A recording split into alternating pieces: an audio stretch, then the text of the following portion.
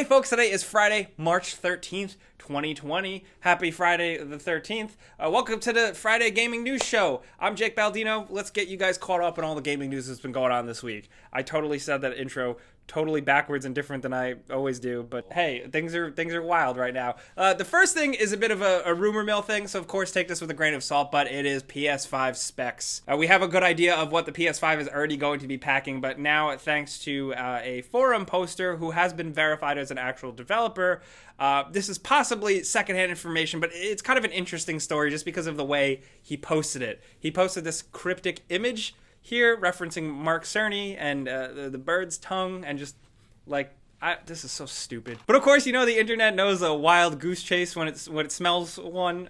So they saw this riddle and they went to work. And a lot of people think that this is directly alluding to the specific specs, like the actual numbers of everything. I'm talking CU, like compute units, which according to this is in the 50s, which is much higher than what was suggested when the initial spec dump came out about it being Navi architecture, stuff like that. Now on the teraflop side, where graphical power is essentially sort of measured here, it looks like, according to this, gonna have 11 teraflops. Woo! That's also in comparison to Xbox Series X, which is, I believe, 12 teraflops. So if you're trying to get a gauge on how these consoles are going to be, there you go. You potentially maybe have this new information if it's true. People find this stuff really interesting. We are not Digital Foundry here. We're not wizards, so I'm not going to pretend to tell you what exactly this means. What? You say we're not wizards? We're not wizards.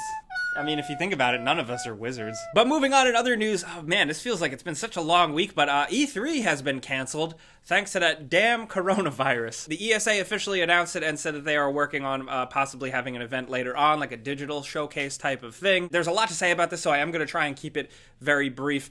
Basically, the way I feel, you know, E3 has been changing. E3, a lot of people will say, is growing less and less relevant. This is a year where they were trying to rework things, but honestly, I feel like E3 needs more time to kind of rework the event, make it more fan-focused, make it more digital-focused, and not as old school. So this is almost like a blessing in disguise. They need more time to make this like a real new event. I feel like you can't overhaul an entire thing in less than a year. You need more time. And of course, it is worth pointing out that the big companies are going to be okay. They're going to be able to put out their own live streams, their own events, and show off games and stuff. The indies have it a bit harder, and also I do want to point out that E3 is more than just public reveals for fans. There's a lot of stuff that goes on behind the scenes, not even just media side, like I'm talking like analysts, purchasers for companies. There's a lot of retail stuff that goes on. So for those meetings to not have a place, a home base to happen, that definitely can disrupt things. Of course, as you guys know, though, everything has been canceled lately, so this is just like another drop in the bucket. But I wonder what it means for the gaming industry as a whole, and just for all of these companies, and especially with console plans and launches looming on the horizon. Also, Kotaku came out with a report suggesting that Warner Brothers had planned to actually have their own E3 press conference this year where they were going to reveal the new Batman Arkham stuff and Harry Potter stuff. They also said Rocksteady's games, what Jason said. Yes, so yeah, that was a secret thing that maybe we had heard about, but it really sucks that that's not happening now. Damn, I was looking forward to that. Now on some other news, The Witcher. Let's talk about some Witcher news. I know everybody's clamoring for Cyberpunk 2077 news always, but the newest news is that the president of CD Projekt Red has gone on record once again reiterating that their next project after Cyberpunk 2077 is going to be a new Witcher game. Now he's come out about this in the past, but he has said that after this goes down, one smaller team will start working on the next Witcher game, and then once everybody on the team is done with Cyberpunk DLC and multiplayer and stuff like that, post-launch stuff, they're all going to move on to this new Witcher game, which is not going to be a continuation of Geralt's story. It's going to be a new thing. They've said that time and time again, and now really kind of having it known that it is the next thing after Cyberpunk. I'm looking forward to that as somebody who just gets to talk about video games all day. What do you expect from that game? What Witcher will we play as? I think signs point to a lot of obvious things, but I'd love to hear from you guys in the comments. Now let's move on to some other crazy shaking news. PlayStation made a big move with Horizon Zero Dawn. It's coming to PC this summer, officially. Head of PlayStation Studios, Herman Hulse, who was, of course, one of the big guys behind Guerrilla Games themselves, announced this, and it made the internet go pretty wild. They also did make sure to point out, though, that they are not going the Xbox route. They're not doing like every game will be available on multiple platforms. You know, they're not opening it up yet, but they're kind of testing the waters and trying to bring more people into the PlayStation ecosystem. So essentially, they're putting this out to PC fans, and they're being like, hey, yeah, you got a taste? Come on over to the PlayStation side. Which is still a very hard sell for hardcore PC fans. But hey, it keeps things interesting, and at the end of the day, more people get to get their hands on a game that was very good. So, yeah. Finally, I can talk about Tony Hawk's Pro Skater. There is a new rumor suggesting that we're getting a new one, and I'm really excited. There's been a couple of things leading to this. A couple of months ago, a pro skateboarder did a podcast interview where she said that she is going to be in the new Tony Hawk game.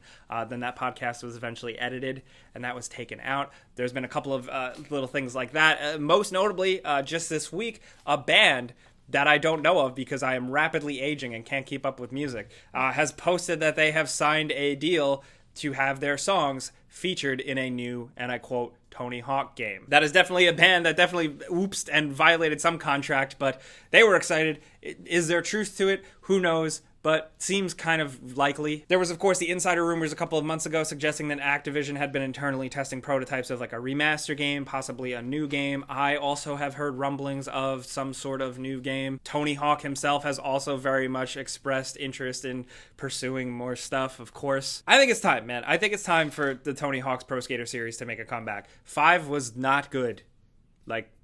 At all. But if it can somehow come back to its former glory, I don't know how. But if it could happen, I would love to see them try once again. What would you guys want from like a new modern Tony Hawk's Pro Skater game?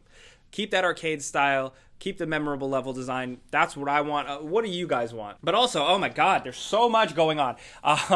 Silent Hill also is being heavily rumored to be making a comeback. This is, of course, also a rumor, but Rely on Horror has been reporting via anonymous sources that Konami has been shopping around to try and get the series back on, stable ground, and Sony is likely behind it. Interestingly enough, both a new Silent Hill game in the works and a revival of Silent Hills. These are both rumored and suggested. The big thing with the new Silent Hill game is that Masahiro Ito is returning to work on the game. He worked on the original 4 games, and that is really exciting.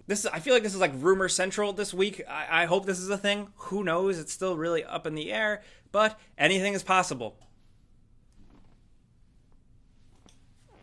I said anything is possible, and then the lights went out, and it was during the Silent Hill bit, and it's Friday the 13th. Now, let's move on to some stuff. Let's wrap up some links down in the description, some things you may have missed during the week. The first we have is Doom Eternal, the launch trailer. It's awesome. The music's good this time, and it's still one of our most anticipated games. Can't wait to talk about that next week. Also this week, Nioh 2 is launching, and we have a launch trailer for that as well. And I just wanted to highlight 2 videos we put out this week. We did a Before You Buy for Ori and the Will of the Wisps. Not a lot of people watched it, but goddamn, it's probably one of the best games to release this year so far. Oh, we also did a Before You Buy on Warzone for Call of Duty. If you're interested, it's free to play. And I've also linked a very interesting read detailing the process behind The Last of Us 2 and some of the struggles Naughty Dog has been facing with crunch and stuff like that. It takes a lot of hard work and unfortunate ass busting to make something really good, and I think it's a very interesting read to know what it takes to make some of these games. It's really like a double-edged sword if you think about it. Also, linked in the description below because we don't have too much time to talk about this stuff, but LEGO has announced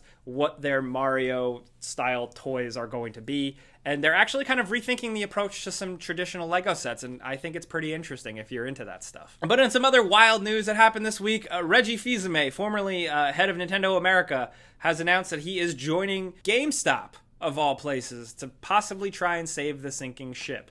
Now, GameStop has brought on a couple of heavyweight business people onto their board of directors to possibly change focus. Now, I do want to point out a lot of people are making fun of Reggie, saying, why would you join a sinking ship? I do want to point out that board of directors, even if he is going in with trying to help GameStop, board of directors isn't usually like a full-time job type of thing. It's more of a rich guy thing. Like, you just sit there and you collect the money and make a couple of big key decisions. I just look at it as, honestly, Reggie enjoying the wave of being Reggie. If that makes sense. Is this going to be enough? Is him and these other people coming on board to the board going to help things?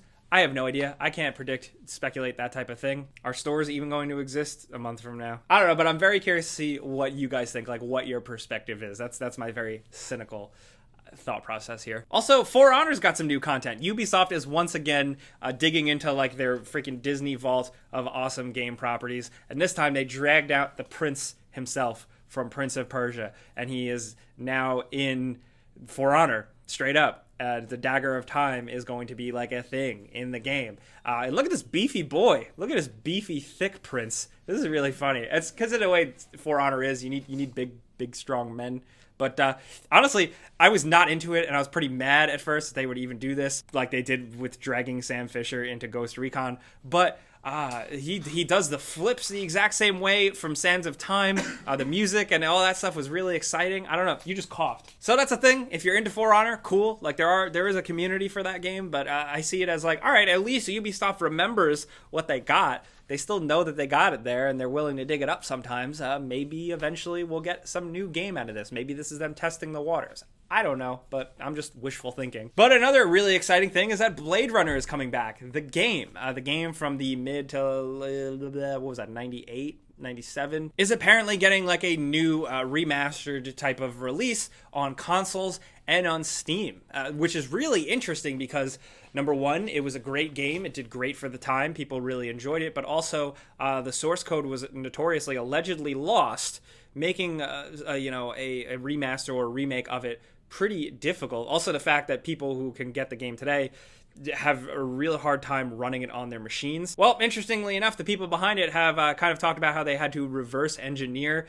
and do all this wild stuff with their tech, their custom tech, to make this a reality. But apparently it is coming soon on all the platforms with different language and subtitle support, controller, keyboard and mouse support, updated graphics.